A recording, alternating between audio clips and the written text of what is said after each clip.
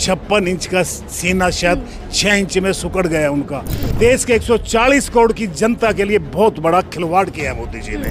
कुछ भी हो ना, बकरे की माँ कब तक खैर मनाएगी। कहा है कि हमारे 5 जहाज गिरे हैं, तो जरा आप इसकी वीडियो खुद देखें। बोली कि हमारे जहाज गिरे हैं, कितने गिरे हैं बताइए। 5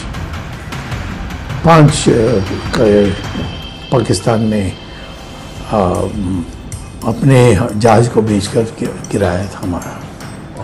कोई और पोल खोलता तो फिर समझ में आती, ये उस पर इल्जाम भी लगाते। इनके अपनों ने इनका पोल खोला है। अब इसके अलावा मोदी घर घर अब सिंदूर बांटने जाएगा, और वो इंडिया के लोग कह रहे हैं कि अगर ये हमारे घर सिंदूर लेकर आए तो हम इसे लात मार कर भगाएंगे। पर इस देश में 14 साल से जो भी कार्रवाई होती है, चाहे फौज लड़ती है, चाहे नीरज चोपड़ा भाला फेंकता है, वो भी मोदी जी फेंकते हैं अल्टीमेटली। सो ये वर्दी जो पहनी है उन्होंने BSF की पहनी है, वो उसी दिन वो कहीं पे क्रोकोडाइल का शिकार करते हुए नजर आ जाते हैं। सो ये देश का एक दुर्भाग्य है कि प्रधानमंत्री के रूप में एक कार्टून नुमा इंसान हमको मिल रहा है।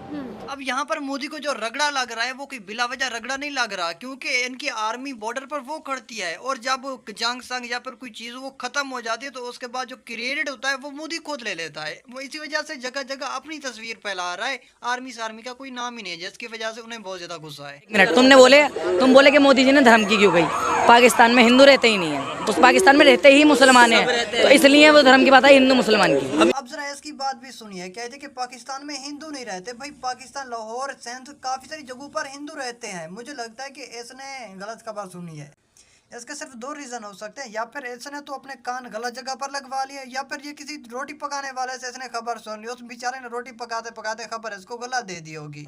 जिसका हमें जल्द से जल्द हमें लोगों को समझना चाहिए कि देश चलाना एक बहुत सीरियस बिजनेस है। अच्छा सर, आप लोग सब फोर्स से जुड़े हैं, कभी ना कभी देश के लिए आपने काम किया है।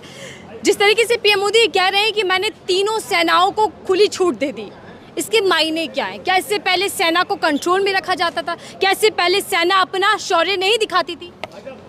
मैडम, सेना चाहे वो कांग्रेस के टाइम पे हो, चाहे BJP के टाइम के हो, सेना अपना कार्रवाई करती है। सेना भारत की सेना है। सेना ना तो मोदी की सेना है, ना BJP की सेना है, ना कांग्रेस की सेना है।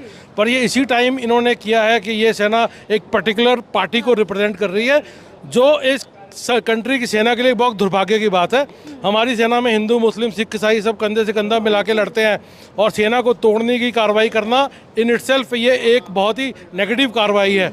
मुझे नहीं लगता कि जब एक सैनिक लड़ता है तो वो किसी धर्म के लिए लड़ता है। मैंने अपनी शुरुआत में ही कहा कि सेना, जो भारतीय सेना है खासकर, वो धर्मनिरपेक्ष है। लेकिन सर, BJP के कई नेता मंत्री ऐसे हैं जो सेना में भी हिंदू मुसलमान ढूंढ रहे हैं। आपने देखा होगा किस तरीके से कर्नल को लेकर बयान आया, सोफिया को लेकर किस तरीके से अपमानित भाषा का इस्तेमाल किया गया। मैडम, आप अगर उनके नेताओं का बैकग्राउंड चेक करेंगे, जिसमें से 90% क्रिमिनल बैकग्राउंड के हैं, तो उनसे आप और क्या सोच सकते हो? वो और क्या सम्मान देंगे हमारी वीरांगनाओं को, हमारी फौजी अफसरों को, या तो इस देश की वर्दी को?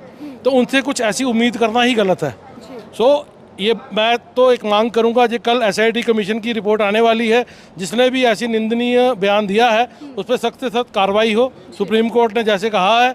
और हमें अपनी सेनाओं को इतना सशक्त बनाना चाहिए कि पाकिस्तान को इस बार जब भी जवाब दे, मुंह तोड़ का जवाब दे, ना कि अमेरिका के कहने पर अपनी कार्रवाई बंद कर दे। बिल्कुल सर, और क्या विशेष सत्र भी बुलाना चाहिए केंद्र सरकार को, ताकि वो जवाब दे जो जवाब विपक्ष पूछ रहा है कि आखिरकार इतनी बड़ी सुरक्षा में चूक कैसे हुई? सीज फायर अमेरिका के कहने पर क्यों होता है? पाकिस्तान से हमने किन बुंदियों पर समझौता किया? ये जवाब देने चाहिए केंद्र सरकार को। एक रिस्पॉन्सिबल अपोजिशन का काम था जो कांग्रेस ने किया, उनको बुलाया, लेकिन वो नहीं आए।